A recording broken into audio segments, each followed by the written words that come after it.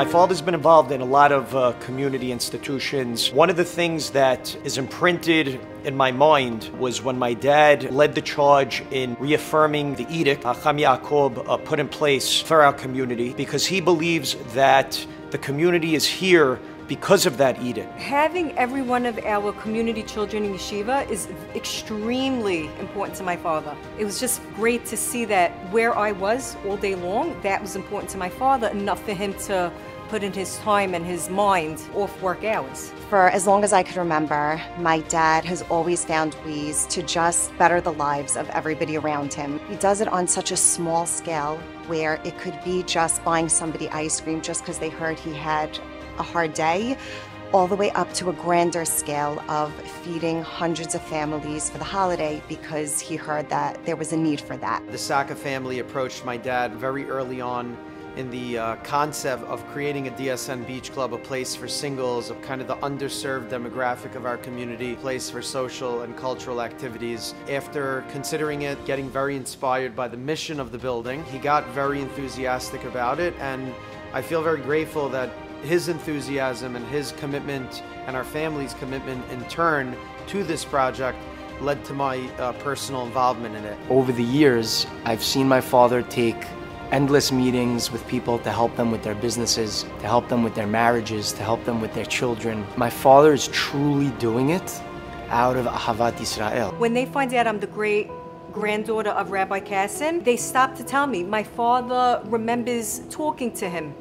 My father remembers getting advice from him. Everyone loved him. Every Friday night he would come, and I'll always remember how the big Jiddur sat Yom HaShishi and looked up at the heavens. He loved all the crumbs from the Hamotzi. He was, and still is, of legendary status and stature. He's our guiding light in our family and for the community. My father was always about being emet. He had his principles, he had his beliefs of what was right, and he stuck to them. That's something that my father received from the big Jiddur, Chacham Yaakov Kassin. Fortunate and lucky to be named Albert J. Kassin, the exact same name as my Jiddur. He had the warmest smile, he had the biggest heart. He was a very clean, straight kind of man. My father was his best friend, and he learned a lot of things from my grandfather. Towards the end of my Jiddur's life, I asked him, I said, Jiddur, you lived a very beautiful life. What would you say you're most proud of? And he answered almost instantly, my family, my wife, my children, my grandchildren, and my great-grandchildren. My Jiddur, Albert, would give tzedakah very, under the radar. No one really knew a lot of the chesed that he was doing. The big Jiddur and my Jiddur stood as a role model to my father, and now my father stands as a role model to me and my siblings and to our children. When I think about my dad's journey with all his community work and with all the charity that he does, I can't help but think about my mom. A person's greatest achievements don't happen alone. It happens when you have a life partner, and that truly is what my mom is for my father. My dad is extraordinarily proud of my mom, and my mom is extraordinarily proud of my dad. That mutual respect was really the bedrock of an unbelievable foundation for our family. Just to be able to watch the two of them accomplish so much together, it's a beautiful thing to see as a daughter. My mother is truly a tzaddiket gamura.